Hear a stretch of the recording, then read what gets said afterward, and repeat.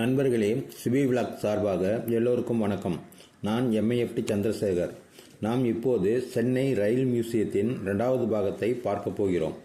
Indoor gallery மற்றும் indoor ரயில் museum என்ற இந்த 2 பகுதிகளுக்கும் ஒரு தனி சிறப்பு தன்மை உள்ளது. ரயில்வே சம்பந்தப்பட்ட வேலைகளுக்கு செல்ல ஆர்வமுள்ள மாணவர்களுக்கு புகைப்படங்களுடன் கூடிய குறிப்புகள் மிகவும் பயனுள்ளதாக இருக்கும்.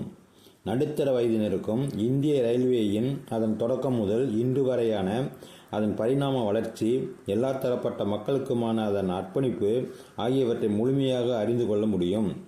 முதியவர்களுக்கு அவர்களுடைய இளமை பருவ ரயில் பயணத்தையும் கண்முன்னே நிறுத்தி தற்போதைய ரயில் பயணம் வரையிலான எண்ண ஓட்டங்களை தூண்டிவிடும் அளவுக்கு இந்த அருங்காட்சியகம் அமைந்துள்ளது.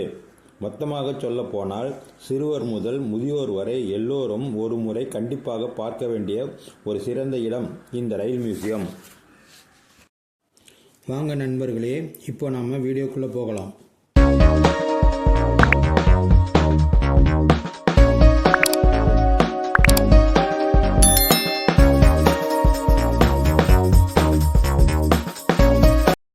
நண்பர்களே, இந்த அரங்குகளில் அமைந்துள்ள ரயில் சாதனங்கள் அனைத்தும் அதே வடிவில் உருவாக்கப்பட்ட மினியேச்சர்களைத்தான் நாம் பார்க்க போகிறோம்.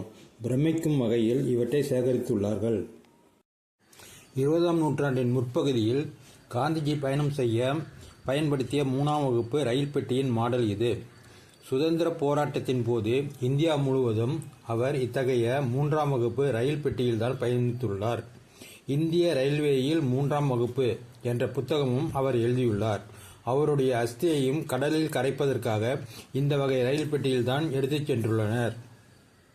1863இல் உருவாக்கப்பட்ட double decker coach model Bombay to Baroda வரை இயங்கியுள்ளது.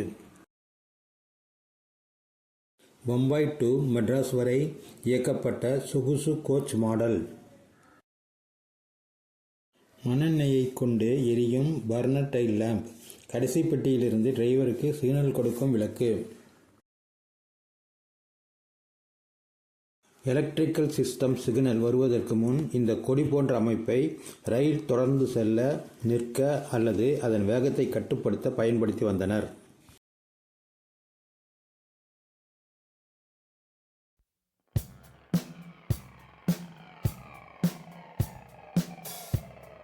ரயில் டிராக்கில் மரங்கள் இருந்தால் அதை வெட்டி எடுக்க அரிவாள் எப்போதும் ரயிலில் இருக்கும். இந்த அரிவாள் பொள்ளாச்சி ரயில் நிலையத்தில் இருந்து கொண்டு வரப்பட்டது.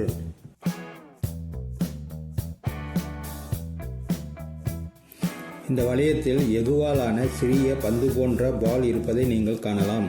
ஒரு ஸ்டேஷனை கடக்கும் போது அதன் டிரைவர் இதற்கு முன் ஸ்டேஷனில் பெறப்பட்ட வளையத்தை கொடுத்துவிட்டு அங்கிருந்து வேறு ஒரு வளையத்தை பெற்று கொண்டு செல்வார். ஒரே டிராக்கில் 2 ட்ரெயின்கள் செல்லாமல் இருக்க இந்த முறை பயன்படுத்தப்பட்டது.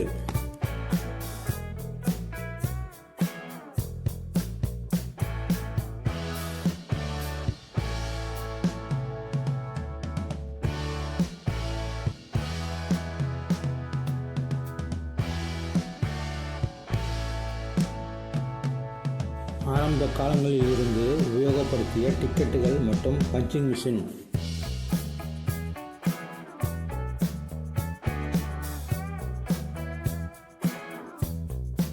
ஆயிரத்தி 1954இல் அப்போதைய முதலமைச்சர் திரு காமராஜ் அவர்கள் தனது கைப்பட எழுதிய வாசகங்களை பாருங்கள்.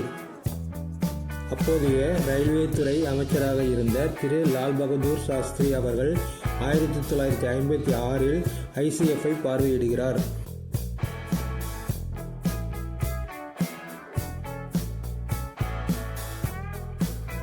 ஒரு டிராக்கில் ஓடிக்கொண்டிருக்கும் ரயில் மற்றொரு டிராக்கிற்கு எப்படி மாறுகிறது என்பதை நமக்கு புரியும்படி இங்கு அமைத்துள்ளார்கள்.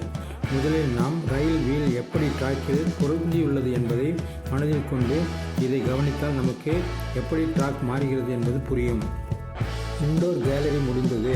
நாம் இப்போது இண்டோர் ரயில் மியூசியத்திற்கு செல்வோம்.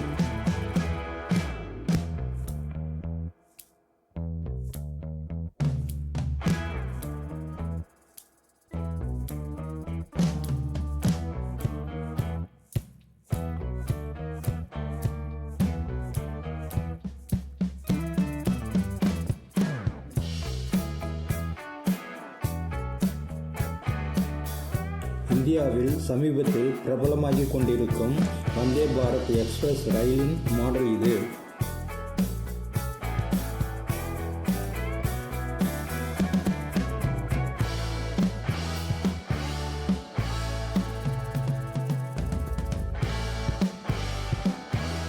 ஃப்ரெண்ட்ஸ், வீடியோவுக்கு ஒரு லைக் போட்டுட்டு வீடியோ முடிந்தவுடன் சப்ஸ்கிரைப் செய்யுங்கள். நன்றி.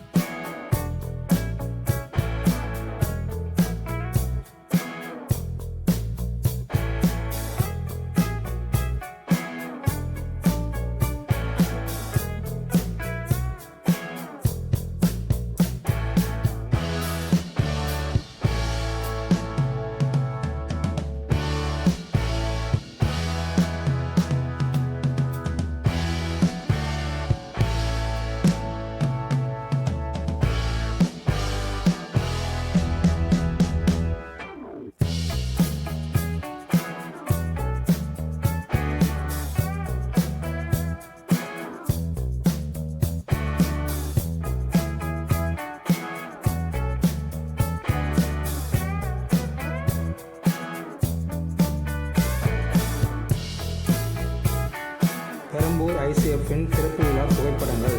அப்போதைய ICF-இன் வான்வெளி காட்சி. சென்னை ICF-இல் இருந்து உகாண்டா, நைஜீரியா, பங்களாதேஷ், மொசாம்பிக் ஆகிய நாடுகளுக்கு ஏற்றுமதி செய்யப்பட்ட கோச்சுகளின் மாதிரிகள்.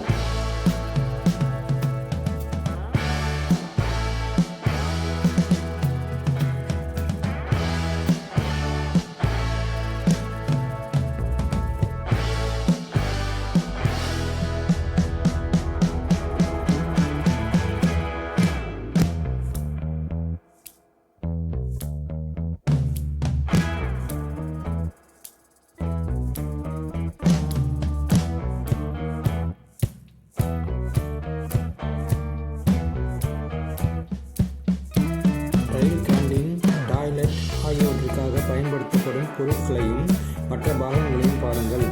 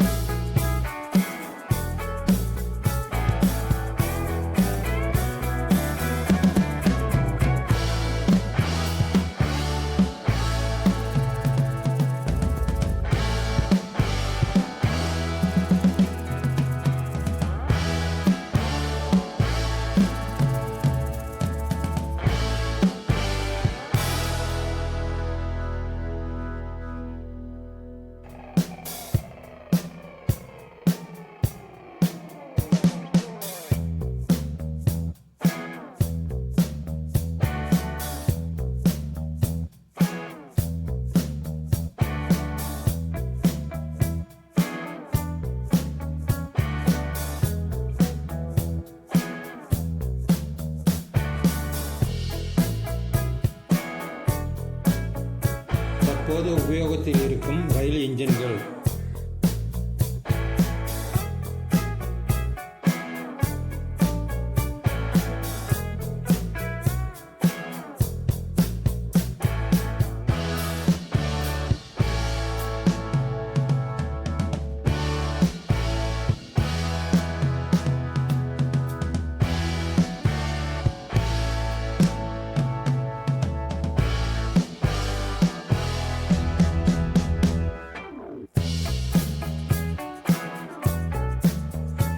சென்னை ரயில் மியூசியம் நிறைவு பெற்றது. நம் வீடியோவை நீங்கள் பார்த்து முடிந்தவுடன் உங்கள் உறவினர்கள் மற்றும் நண்பர்களுக்கும் ஷேர் செய்து சப்ஸ்கிரைப் செய்ய சொல்லுங்கள். நீங்களும் சப்ஸ்கிரைப் செய்யாதவர்கள் நம் சேனலுக்கு சப்ஸ்கிரைப் செய்து பெல் பட்டனையும் அழுத்தி ஆதரவு தாருங்கள். நன்றி. MAFT சந்திரசேகர்.